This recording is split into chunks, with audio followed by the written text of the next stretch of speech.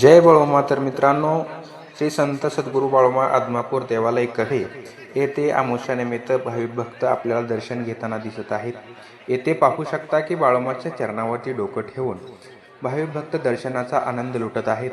पलीकडे बघायला गेलं तर पलीकडे आंबील चालू आहे, आंबील प्यायला चालू आहे, आंबिलाचा प्रसाद चालू आहे. पलीकडं महाप्रसादाची तयारी चालू आहे. आणि पाहायला गेलं तर बरेच भाविभक्त बाळोमा देवालय कव्हे या ठिकाणी येत असतात. बऱ्याच लांबून लांबून लोक या बाळोमाच्या दर्शनासाठी येत असतात. आणि पलीकडे पाहायला गेलं तर महिलांचीही खूप रांग दिसत आहे. महिला खूप बसलेल्या आहेत, महिला दर्शनासाठी बसलेल्या आहेत. आणि काहीच्या अडचणी सोडवण्यासाठी येथे भाविक भक्त येत असतात. कोणाच्या घरातील अडचणी असतील, कोणाची भांडणं असतील किंवा बऱ्याच काही अडचणी असतात, त्या अडचणी सोडवण्यासाठी हे भाविक भक्त येत असतात. हे सहकारी मित्र पाहू शकता अडचणी घेऊन आपल्या देवाकडे आलेले आहेत. आणि येथे पाहायला गेलं तर बरेच भाविक भक्त या सभामंडपामध्ये विराजमान झालेले आहेत. आणि या दर्शनाचा आनंद लुटण्यासाठी हे भाविक भक्त येथे बसलेले दिसत आहेत. या दर्शनाचा आनंद घेताना ही महिला बघू शकता. या महिला दर्शनाचा आनंद घेत आहेत. येथे बरेच तरुण मंडळी सुद्धा आहे. बरेच तरुण मंडळी दर्शनाचा आनंद घेताना दिसत आहे. येथे बाळोमाचं मंदिर आहे. बाळोमाचा तुम्ही फोटो पाहू शकता.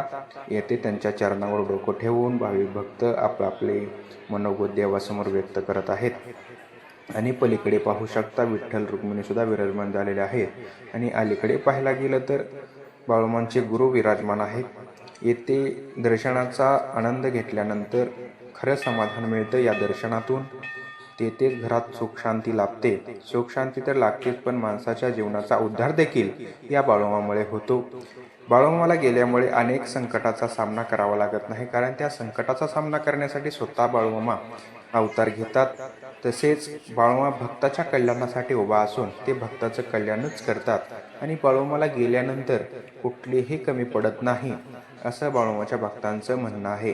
बाळोमाचं भक्त हे पाया पडताना दिसत आहेत. खाली चरण स्पर्श आहे. चरणावर डोकं ठेवून मस्तपैकी असं दर्शन घेत आहेत. तिथे अन्न बघू शकता. प्रसाद भंडारा लावताना आपल्याला पाहायला मिळत आहेत. येथे बाळोमाची मूर्ती आहे. अशी छान मूर्ती आहे की बाळोमाची मूर्ती टक लावून जर बघितले तर अक्षरशः समाधान झाल्याशिवाय राहत नाही. आणि याच ठिकाणी दर रविवारी सुद्धा भंडारा असतो. प्रत्येक रविवारी भक्तांसाठी प्रसादाची सोय केली जाते, आंबिलाची सोय असते. तसेच ज्या कोणाच्या अडचणी असतील त्या बाळोमा स्वतः सोडवण्याचा प्रयत्न करत असतात. या भाविक भक्त इतकी प्रचंड गर्दी आहे की हजारोच्या संख्येने येथे अमावस्याला भाविक भक्त येतात.